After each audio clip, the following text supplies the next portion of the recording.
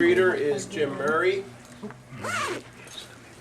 Jim was a young person. It's a real interesting group that there's young people come through, maybe they're at the university or local and read for a few years, and of course then they disappear.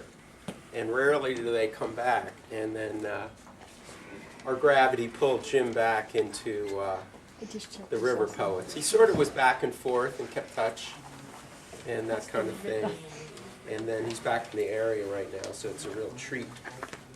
And interesting what he talked, and his view on normalcy. So Jim Murray started Bloomsburg University in the fall of 1995. At the time, having only a minor interest in poetry, he started attending River Poets immediately. As a result, he read poetry in any place he went after college. He took third place in the first South Dakota Poetry Slam, has read poems on the radio, and has read across Pennsylvania, New Jersey, North Carolina, South Korea, and Australia. In South Korea, he joined the Drunken Writers Guild, who published a poetry collection called Soju Tense, and I'm sure he'll be talking about that. In 2012, he started Hard Coal Studios, where he published his first comic book, along with a Frankenstein novella and his first full collection of poetry, Almost Normal. Almost Normal is also featured at the Poets House in New York City.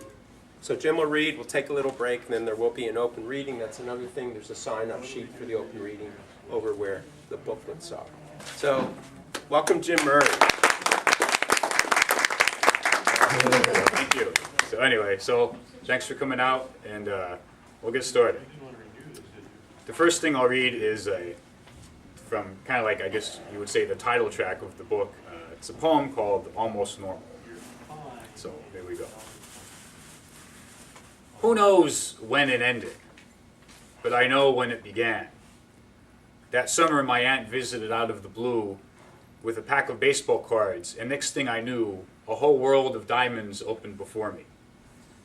My first and only team was the Phillies, and the only sports hero of my childhood was Mike Schmidt. I watched his 500th home run in Pittsburgh, but at some point, the ball dropped, as if on a whim, and one day I'd forgotten all about it. I do remember Dad giving his only fatherly advice: never bet on Philadelphia sports. After the Phillies won the game and Dad lost the gamble, I'd sit in my room with my plastic Phillies helmet, and in the years before I dreamt of science fiction sagas, I had fantasies of winning the big game. In 1986, comic books' greatest year, I knew nothing of Watchmen or Alan Moore. While nerds in news groups were trying to figure out who killed the comedian, I was finally figuring out how to ride a bike. While fanboys geeked out over The Dark Knight Returns, I was fishing on the lake, shooting archery, eating s'mores. Who knows why it ended, let alone when. All I know is when Tyson was in his heyday and He-Man was master of the universe, I was climbing the hill, I read comics only sometimes, I didn't like girls yet. I was almost normal.